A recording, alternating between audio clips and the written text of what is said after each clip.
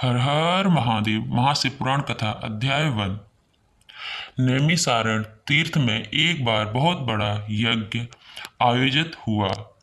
उस यज्ञ में देश विदेश से अनेक तपस्वी मुनि और ऋषि एकत्र हुए थे।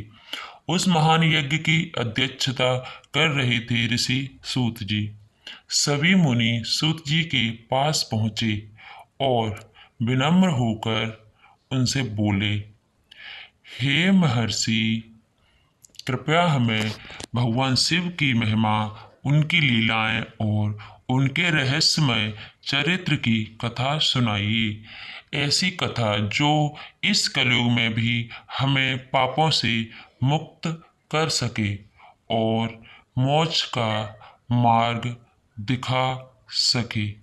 इससे आगे सूत जी ने श्रद्धा से हाथ जोड़कर कहा, हे मुनिगण, आपने बहुत पुण्य का कार्य किया है जो आपने भगवान शिव की कथा सुनने की इच्छा की। शिव पुराण का श्रवण, स्मरण और पाठ संसार के समस्त पापों को नष्ट करता है। फिर सूत जी ने बताया, यह पावन ग्रंथ महाशिव पुराण स्वयं ब्रह्मा जी द्वारा रचा गया है। यह 1,00,000 ग्रंथ श्लोकों में विभाजित है और इसमें 12 संहिताएं हैं।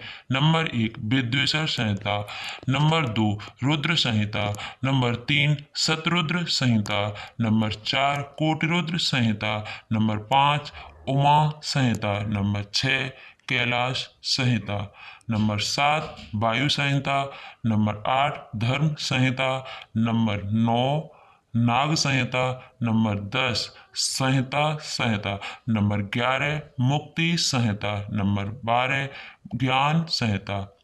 इनमें से सबसे पहली विद्वेषर संहिता शिव भक्ति की नींव है।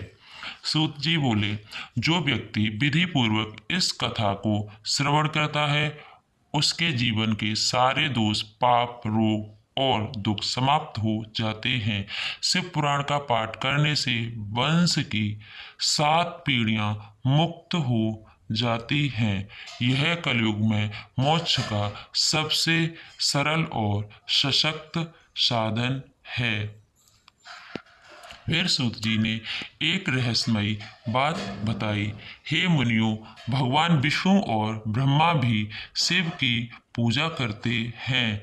भगवान विष्णु ने स्वयं नारद जी से कहा था, हे नारद, शिव जी आदि अनादि हैं। वह ना तो जन्मे हैं ना ही कभी भी नष्ट होंगे। वह स्वयं संहार के देव होते हुए भी सबसे कल्याणकारी हैं। उनका नाम स्मरण करना ही बड़े बड़े यज्ञों से भी श्रेष्ठ है। इस प्रकार पहला अध्याय भगवान शिव की कथा श्रवण की महिमा, शिव नाम की भक्ति और शिव पुराण के दिव्य स्वरूप को प्रकट करता है।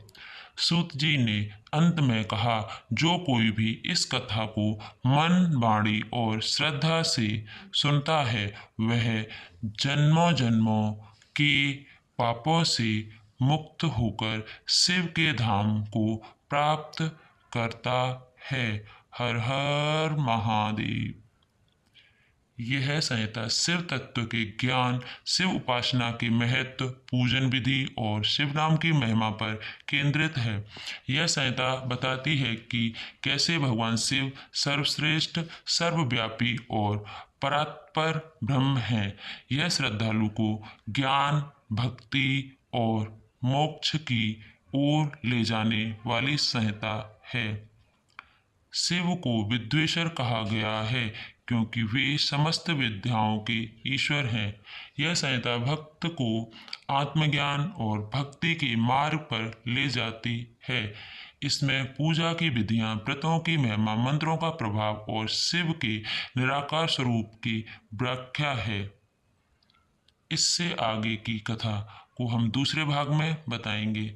अगर आपको हमारी वीडियो अच्छी लगी हो तो वीडियो को लाइक करें, और अपने दोस्तों के साथ शेयर करें, चैनल को सब्सक्राइब करें ताकि आने वाली हर वीडियो आप तक पहुंच सके।